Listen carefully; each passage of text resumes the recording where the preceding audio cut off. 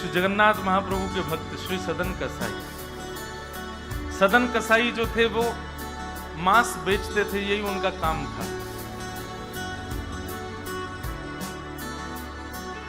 एक बार ऐसे तराजू में तोलते थे मांस को, तो जब मांस का विक्रय कर रहे थे तो उनको पता नहीं चला, वो भार की जगह शालिग्राम जी को रखते थे।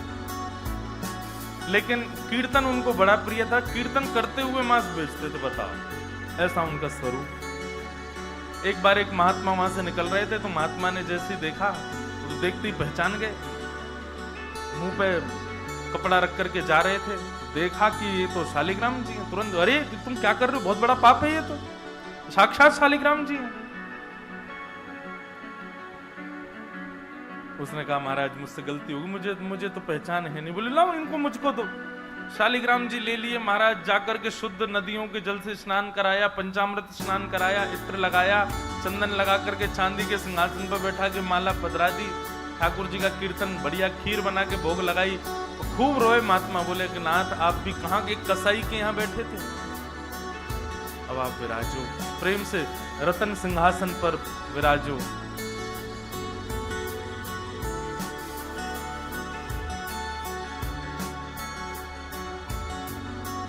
ठाकुर जी विराज गए।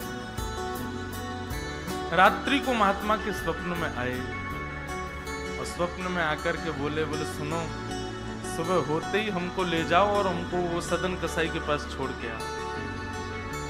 महात्मा बोले वहां प्रभु मांस बेचता है, वो आपको तोलता है, तोलने के लिए भार बना करके रखता है, आप उसके यहाँ क्या करेंगे।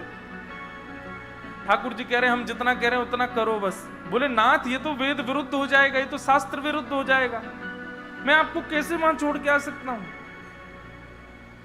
आपको वहां क्या सुख मिल रहा है, वो शुद्ध नहीं, पवित्र नहीं, उसका स्थान अच्छा नहीं, मांस विक्रय करने वाला व्यक्ति, महापापी व्यक्ति, वहां क्यों जाना है आपको। ठाकुर जी बोले कहीं पर हमको स्नान करने में सुख मिलता है, कहीं हमको सिंहासन पर बैठने में सुख मिलता है, कहीं भोजन करने में सुख मिलता है, कहीं माला पहनने में सुख मिलता है। सदन कसाई के हमको लुढ़कने में सुख मिलता है। उसके तराजू में जब वो तराजू से तोलता है तो हम इधर उधर लोटपोट होते हैं, हमको उसमें बहुत आनंद आता है। हमको छोड़ के आओ उसके पास। और वो मांस विक्रय करता है, चलो जो भी है, लेकिन जब उसके यहाँ तोला जाता है और वो तोलते समय हम लुढ़कते हैं तो वो कीर्तन गाता है, वो मुझे बहुत अच्छा लगता है। मुझे उसके पास छोड़ के आओ। न जाने कौन से गुण पर दयानिधि रीझ जाते। कभी कभी हमको ऐसा लगता है कि कुछ ना कुछ करते रहो बंधु, किसी से तो रीझ जाएंगे ठाकुर जी, कभी तो रीझेंगे, कभी तो उनको कोई ना कोई चीज तो भाएगी हमारी। इसलिए आशा मत छोड़ो, लगे रहो, कुछ ना कुछ करते रहो।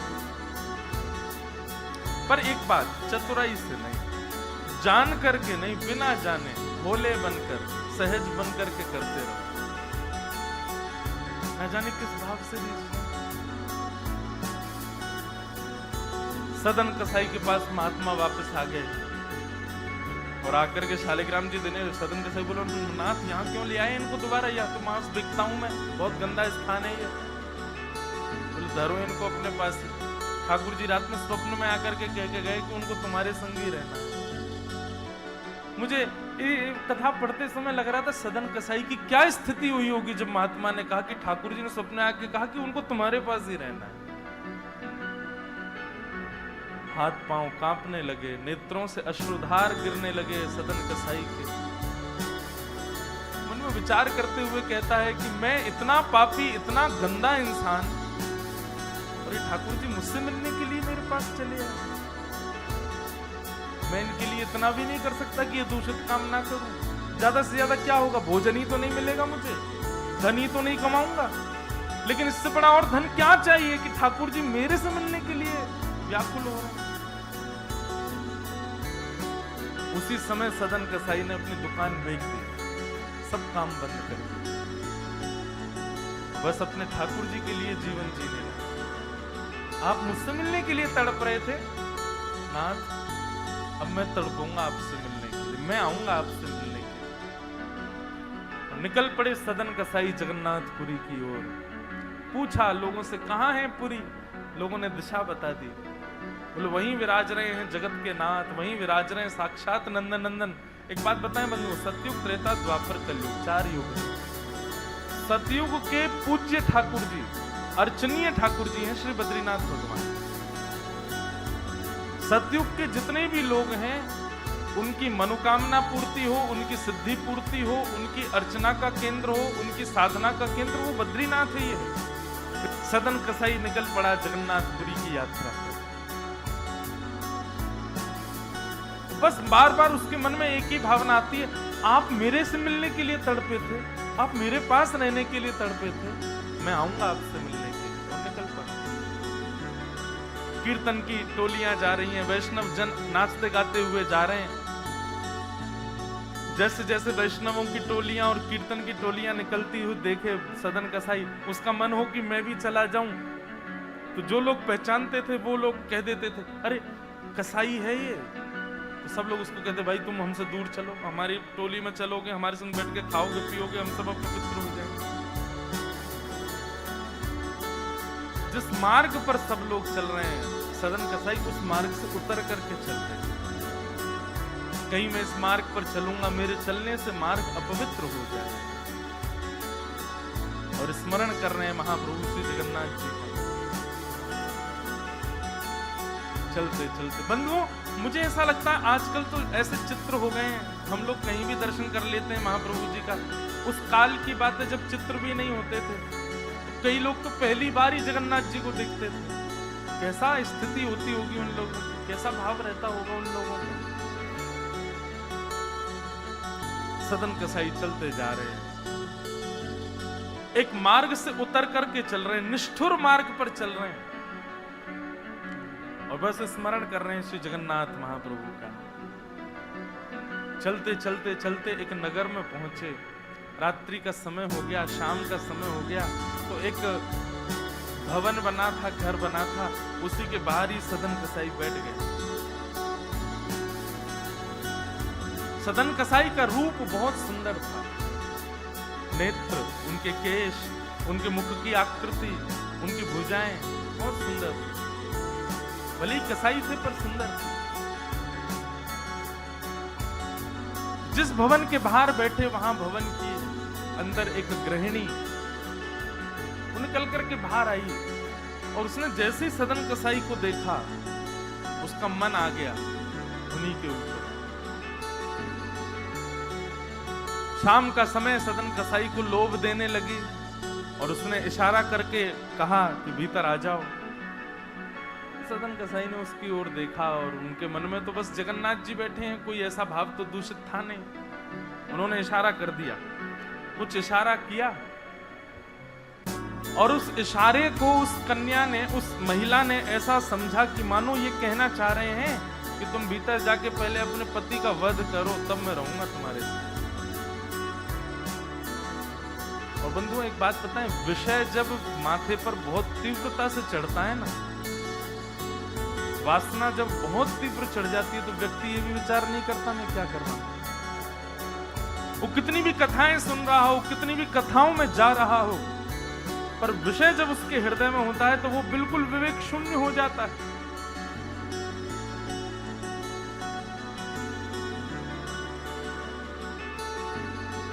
विषयों का मतलब, विषय भोगने से पाप कम लगता है, पर विषय जब सिर पर हावी होता है तो उस समय जो हम विवेक शून्य हो जाते हैं उससे पाप ज्यादा लगता है हमको।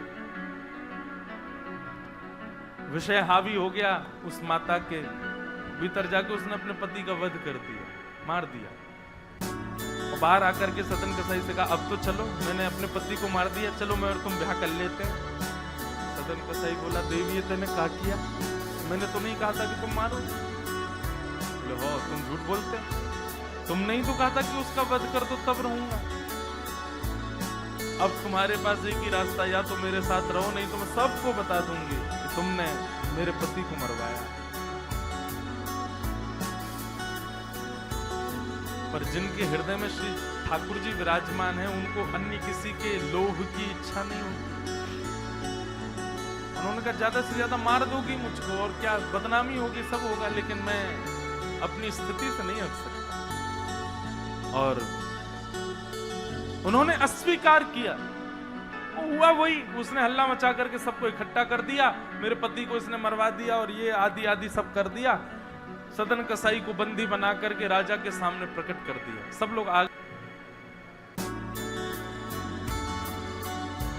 राजा के यहां उसको प्रस्तुत कर दिया, बंदी बना दिया और बंदी बना करके कहा कि आप स्वीकार करते हैं कि आपने ये अपराध किया है इनके पति को मारने का। सदन कसाई कुछ नहीं बोला। बोले क्योंकि पक्ष तो पूरा उन्हीं की तरफ जाने वाला, मैं कितना भी मना करूं, मैं सफाई क्या दूंगा, मैं कैसे प्रस्तुत करूंगा, मैं विवाद कैसे करूंगा। वैष्णव का स्वरूप होता विवाद में नहीं पड़ता। वो चुपचाप खड़े रहे, बस मुस्कुराते रहे। बोले अब सत्य तो ठाकुर जी जानते हैं, मैं अब आपको कैसे बताऊं कि मैंने नहीं किया। मैं कहूं कि मैंने नहीं किया तो मेरे पास कोई प्रमाण नहीं है ना देने का कि मैंने नहीं किया। और प्रमाण देने के लिए, इकट्ठा करने के लिए, इतने प्रपंच में पढ़ने के लिए मैं नहीं निकला हूं। मैं तो जगन्नाथ जी से मिलने के लिए। आपको जो दंड देना है बस मृत्यु दंड मत देना, बाकी जो दंड देना है दे दो, मुझे जगन्नाथ जी का दर्शन करना है।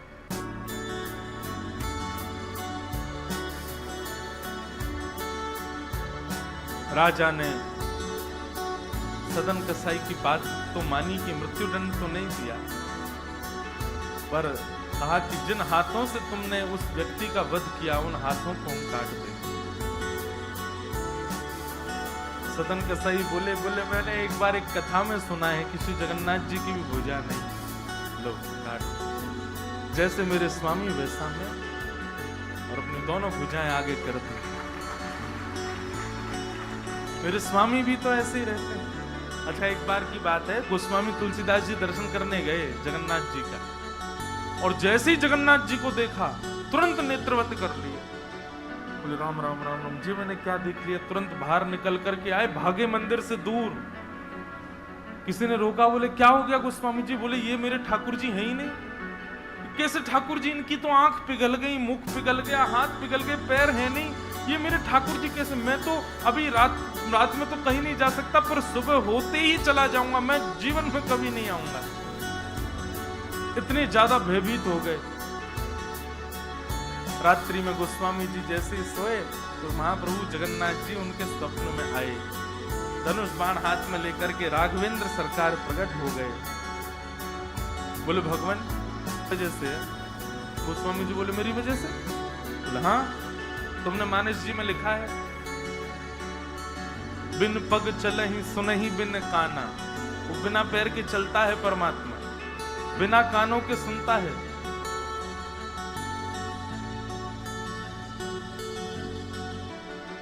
निज कृत कर्म करहु विधि नाना। बिना हस्त कमल के कई सारे काम कर देता है। अब आपके पास दो ही तरीके हैं, या तो हमारे इस रूप को स्वीकार करो, नहीं तो चौपाई को जाके मिटा दो मानस जी से। तब गोस्वामी जी को भेद पता चला। जय हो भगवान, क्षमा करो, मैं तो आपके रूप को जान ही नहीं पाया। अगले दिन दर्शन करने गए, तब वही रूप, बिन पग चलहि, बिना पैर के चलते हैं। और ऐसे कोई दुनिया का ठाकुर नहीं चलता जैसे जगन्नाथ जी चलते हैं। कोई भी ऐसा प्राचीन मंदिर आप बताओ जिसका ठाकुर निकल के बाहर आता हो, पूरे वैष्णवों के मेला के साथ में चल के जाता हो, एकमात्र श्री जगन्नाथ जी। और सुनो, आप लोग कभी दर्शन करना, श्री जगन्नाथ जी मंदिर में जाओगे तो जो गरुण स्तंभ है, जहां पर गरुण जी विराज सब लोग गले मिलते हैं, वहां पर उस गरुण स्तंभ के पीछे भोग घर है ठाकुर जी का। ठाकुर जी का जो प्रसाद है वो वहां रखा जाता है, गरुण स्तंभ के पीछे। और श्री जगन्नाथ जी कहां बैठे? भीतर गरुण स्तंभ वाला सभागृह, फिर उसके बाद एक सभागृह और है, फिर तीसरे गर्भगृह में वहां जगन्नाथ जी बैठे हैं। मतलब जगन्नाथ जी से और जगन्नाथ जी का जो भोग घर है, जहां पर भोग रखा जाता है, वो कितना दूर है? 1 2 3 तीसरी बेड़ी पार करके है। और आप कभी भी देखना, महाप्रसाद का भोग वहीं लगता है। ठाकुर जी को इतनी दूर रखा जाता है भोग। क्यों? बोले महाप्रसाद रखने के बाद में, और मंदिर जब बंद हो जाता है थोड़ी बहुत देर के लिए, हम खुला भी रहे वैष्णव दर्शन करें, वो घर का किवाड़ खोल देते हैं। इतनी दूर से ठाकुर जी कैसे भोग लगाते हैं? बोले आजान बाहु है ना, ऐसे भुजा करके ऐसे भोग लगाते हैं, लंबी लंबी भुजाओं से, अपनी भुजाओं से भोग लगाते। तो बिना हाथों के सब क्रिया कर रहे हैं, बिना कानों के सुन रहे हैं, बिना पैरों के चल रहे हैं। सदन कसाई ने अपने दोनों हाथ आगे किए और राजा के दूतों ने उनके हाथ काट दिए।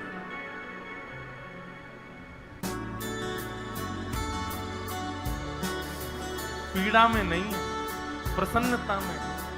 आंसू तो निकल रहे हैं नेत्रों से, पर प्रसन्नता के आंसू हैं कि नाथ आपने किसी रूप में तो मुझे स्वीकार किया। चलते जा रहे हैं, रक्त बह रहा है दोनों तरफ से। बस रास्ते में एक ही प्रार्थना कर रहे हैं, नाथ है तो ये शरीर ही, और यही माध्यम है मुझे आपके दर्शन का।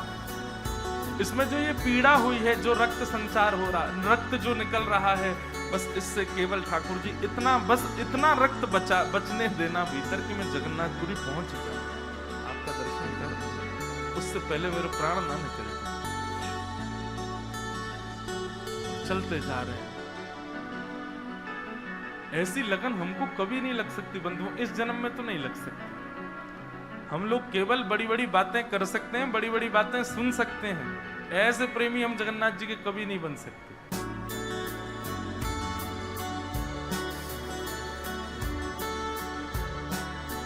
अरे हमारा कोई छोटा सा काम बिगड़ जाए तो हम जगन्नाथपुरी ना जाएं? अरे महाप्रभु जी ने तो मेरा ये काम बिगड़वा दिया। यहाँ तो हाथ पांव कटवा देते हैं वैष्णव ठाकुर जी से मिलने के लिए। सदन कसाई जैसे ही श्री क्षेत्र में उन्होंने प्रवेश किया, और जैसे ही प्रवेश किया, ब्रह्म वेदी पर श्री जगन्नाथ जी झूमने लगे। पुजारियों ने जाकर के कहा, महाप्रभु जी आज्ञा करें, आप इतने प्रसन्न क्यों हैं? बोले मेरा एक भक्त आया, वो बेचारा बहुत कष्ट में है, आप लोग तुरंत पालकी लेकर के जाइए और उसको लेकर के आइए यहाँ पर। पुजारी सब पालकी लेकर के दौड़े और पुरी में प्रवेश कर रहे वैष्णवों से पूछने, अरे भैया महाप्रभु जी का कोई भक्त आया है क्या? महाप्रभु जी ने पालकी भेजी है उसको ले जाने के लिए। महाप्रभु जी आज बड़े प्रसन्न हैं, उनका कोई परम वैष्णव भक्त आया है। तो सदन कसाई ने जैसे ये बात सुनी कि पुजारी हल्ला कर रहे हैं, कोई बहुत बड़ा भक्त आया है, महाप्रभु जी ने उसके लिए पालकी भेजी, तो सदन कसाई इतने खुश हो गए, बोले आज ठाकुर जी के दर्शन तो होंगे, उनके एक प्रिय भक्त के भी दर्शन हो जाएंगे, कितना मेरा सौभाग्य होगा। और रही बात, मैं तो बहुत बड़ा पापी हूँ, मैं तो रास्ता भर यही सोचता आ रहा था कि मैंने इतना पाप किया, इतना मांस बेचा है जानवरों का, महाप्रभु जी पता नहीं मुझसे नाराज होंगे, पर आज लगता है कोई परम वैष्णव भक्त आया तो महाप्रभु जी का मूड बढ़िया होगा, आज प्रसन्न होंगे, प्रसन्न मुद्रा में ठाकुर जी बैठे होंगे, तब मैं दर्शन करूंगा तो मेरे सारे अपराधों को क्षमा कर देंगे। वहां तो भीड़ लग गई पालकी के पास में, बोले हम हैं परम भक्त, और वो सदन कसाई दूरी खड़े हैं, बोले इनमें से कोई होगा जो पालकी में बैठेगा, आज पहले उसको प्रणाम करूंगा फिर महाप्रभु जी को करूंगा। वहां तो इतनी भीड़ लग गई कि पंडा पुजारी पालकी लेके जान बचा के भागे वहां से, क्योंकि सबको लगता है कि हमसे बड़ा भक्त तो कोई है ही नहीं। पालकी खाली लौट करके आ गई। महाप्रभु जगन्नाथ जी बोले तुम खाली आ गए, लेके नहीं आए उनको? बोले भगवान आपके एक दो भक्त तो है नहीं, वहां तो हजारों भक्त, एक पालकी उसमें कितनों को बैठा के सब चढ़ने लगे। बोले हम हैं भक्त, हम हैं भक्त, आप कोई संकेत बताओ, आपके भक्त का कोई लक्षण। श्री जगन्नाथ प्रभु के नेत्र सजल हो गए, बोले मेरी तरह उसके भी हाथ नहीं है, जो आया है वही है मेरा भक्त, उसको लेके आ।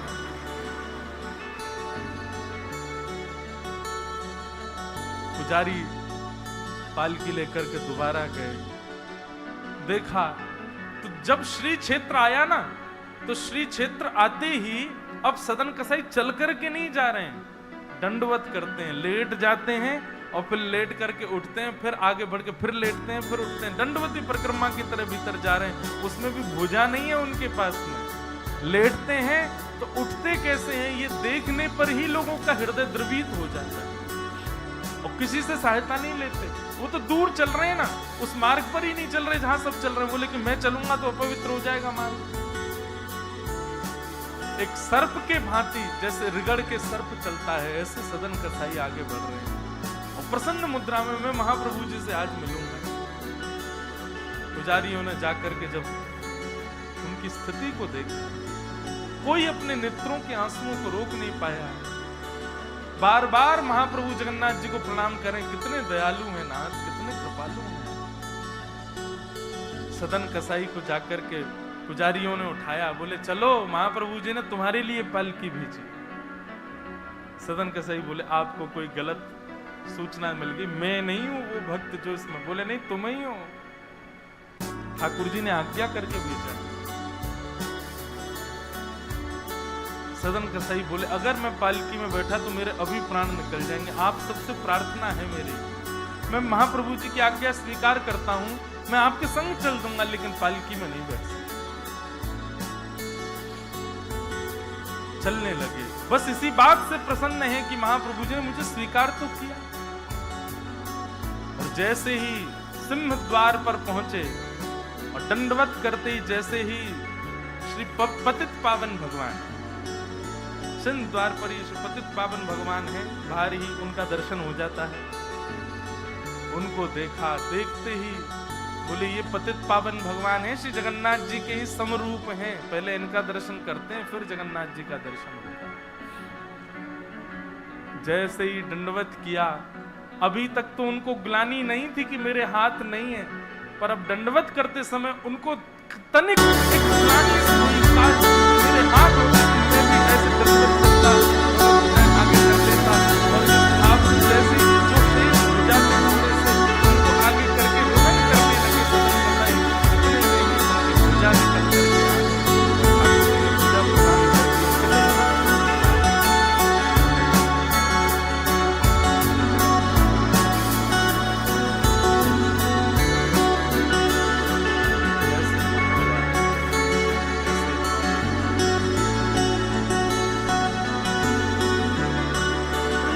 नहीं करते कि आप कौन हो क्या हो। कि आज मुझे एक व्यक्ति ने